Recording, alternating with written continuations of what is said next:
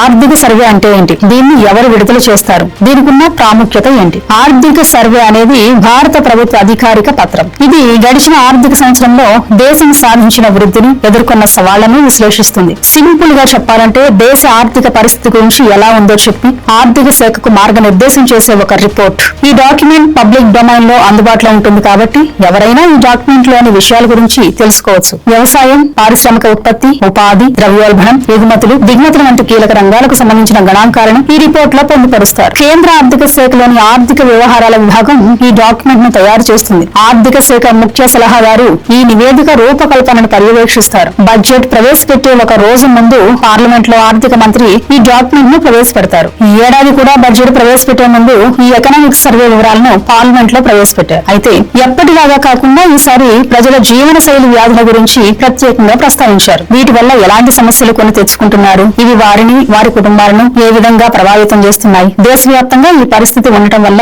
ఎకానమీపై ఎలాంటి ప్రభావం పడుతుంది, ఇలాంటి అంశాలను ఈ సర్వేలో పొందుపరిచారు.